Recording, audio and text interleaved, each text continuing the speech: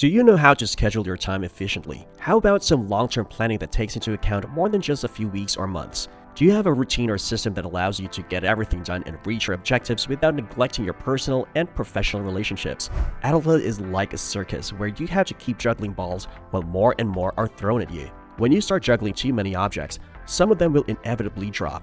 This highlights the critical nature of accurate prediction and meticulous planning.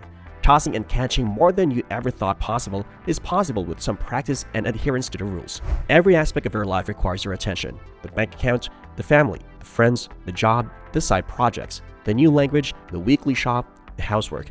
The examples are endless. When you have too much on your plate and can't keep track of everything, it may be time to rethink your approach to organization. How to conquer procrastination? Possible. Putting an end to the one item on your to-do list that you have been rewriting for weeks, if not months. In a word, yes. Planning your week will help you make progress in whatever area of your life you're trying to improve, be it your personal life or your professional life.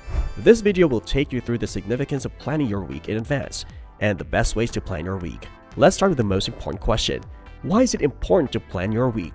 If you don't schedule your week in advance, you'll be flying blind and will have to fumble your way through getting everything done. You should avoid getting flustered and losing focus at any cost by making a plan in advance. You can maximize the effectiveness of your time by organizing your week in advance. You'll be able to better estimate how much you can accomplish in the time allotted. Once you've accomplished your goals, you'll feel a great sense of pride and satisfaction from your efforts. Setting aside time on Sunday evenings to review your monthly goals and plans is the best way to prepare for the upcoming week. Examine your schedule for the week ahead and determine what you can accomplish. When you have a plan for the week ahead, you can relax because you won't have to worry about what might come up. Now let's jump to the 6 best ways to plan your weeks. 6 best practices to plan your week. To make things easier for you, we have devised a set of 6 practices that can help you in planning your week productively and efficiently. 1. Make sure you know your goals. It is bad when you don't have a plan for the week, but it's even worse when you plan without priorities. You have no time to work towards your goals because you're trying to do everything at once. The whole point of making a plan is so you aren't stuck trying to figure out other people's priorities all the time. Time blocking is a great way to organize your week and focus on the tasks that matter most to you personally and professionally. Determine your top 3 professional or personal objectives, habits, activities, and projects that contribute to these objectives, as well as the best time to set aside for them. 2. Note everything on your weekly routine planner. There's no point in scheduling your week ahead of time if you have a terrible memory. You should write down all of your weekly plans in a weekly planner. The use of a web-based weekly planner will allow you to easily share and update your schedule across all of your gadgets. It is just as important to have personal goals as it is to have professional ones. And you should definitely write down those objectives in your planner. 3. Start planning on the weekends. To get a head start on the week, it's best to get organized on the weekend so that Monday morning is less hectic. When you come into the office on Monday with an idea of how the week will play out, you'll be more prepared to get to work and less likely to let unanticipated events throw you off your game. In addition, you're less likely to make commitments that are not aligned with your priorities if you reserve time on your weekly task planner for the things that are most important to you in your personal and professional life. The upside of weekly planning is that it helps you reach a place where you feel comfortable saying no to people and where you can weigh the relative value of competing obligations. 4. Have a weekly routine planner checklist. Create a weekly planning checklist or template is the chemical X that will propel you forward in your efforts to plan each week. Make sure the most vital items are at the top of the checklist and the less vital ones are further down. The first time you try to plan your week like this, it could take you 3 hours or more, and you might not even end up saving any time. However, once you get into a weekly routine of doing it, you'll find that you can do it in 30 to 60 minutes tops, depending on how detailed your plans are. 5. Plan buffer time. As stated, an excess of everything is undesirable.